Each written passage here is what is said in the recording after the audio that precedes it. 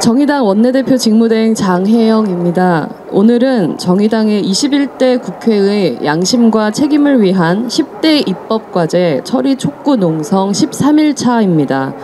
21대 국회가 민생 문제를 처리할 수 있는 시간도 이제 2주밖에 남지 않았습니다. 더불어민주당과 국민의힘에 속속 새로운 원내 지도부가 꾸려졌지만 최상병 특검법도 민주유공자법도 선구제 후회수 전세사기 특별법도 여야의 입장은 평행선을 달리고 있어서 속이 탑니다.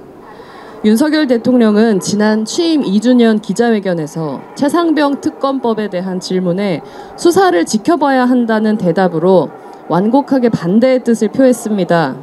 정계와 언론의 많은 인사들은 이것이 최상병 특검법에 대한 거부권 행사 의중을 비춘 것으로 해석하고 있습니다. 이에 추경호 국민의힘 신임 원내대표가 재의결에 대비하여 자당 의원들의 해외 출장 일정을 확인하며 표를 헤아리고 있다는 기사까지 나오고 있습니다.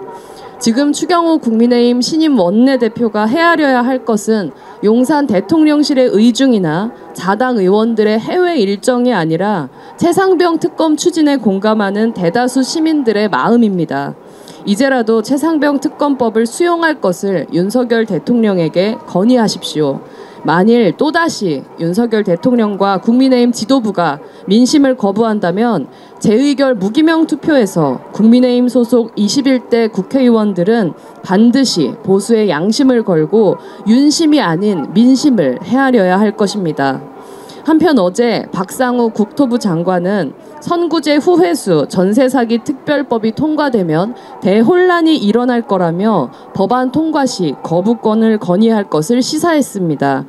피해주택 경매 이후에 권리관계에 따른 손실액을 따져봐야 피해액을 산출할 수 있다고 말하면서도 법 통과 시에 기금 손실이 1조 원이라는 등 앞뒤가 맞지 않는 숫자를 들이밀며 불안을 조장하는 한편 놀라운 망언을 내뱉었습니다.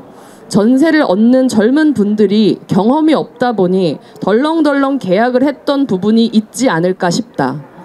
정책을 덜렁덜렁해서 청년들을 사기 피해와 죽음으로 몰아넣고 방치하는 윤석열 정부의 국토부 장관이 8번째 전세 사기 피해자의 죽음이 채 2주도 지나지 않은 시점에 과연 입에 올릴 수 있는 말인가 싶습니다. 박상우 장관은 인사청문회 당시에 피해자들을 만나겠다고 했지만 반년이 지난 지금까지도 아무런 연락조차 하지 않았습니다. 그런 망언을 할 시간이 있다면 하루라도 빨리 전세 사기 피해자들을 만나서 직접 그 고통의 목소리를 경청하시기 바랍니다. 전세 사기는 집부자 감세와 안전장치 없는 정책금융을 남발하며 집값을 부양하고 갭투기를 떠받친 정부와 국회의 정책 실패로 인한 사회적 재난입니다. 구덩이로 가득한 길을 만들어 놓고 넘어진 사람 책임이라며 절대 도와줄 수 없다고 으름장을 놓는 것은 길을 닦을 책임이 있는 정부의 책무를 완전히 망각한 태도입니다.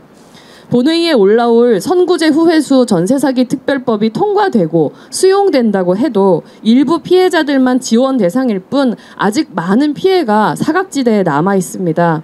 선구제 후회수 전세사기 특별법은 피해 구제를 위한 최소한의 조치로 추가적인 인명피해를 막기 위해서라도 반드시 오는 본회의에서 통과되고 수용되어야 할 것입니다. 끝으로 어제 국회 밖에서 민주유공자법 제정을 위해서 오랜 농성을 이어오셨던 전국 민족민주유가족협의회와 민주유공자법 제정 추진단이 21대 국회 내 민주유공자법 제정을 촉구하면서 저희 농성에 합류하셨습니다.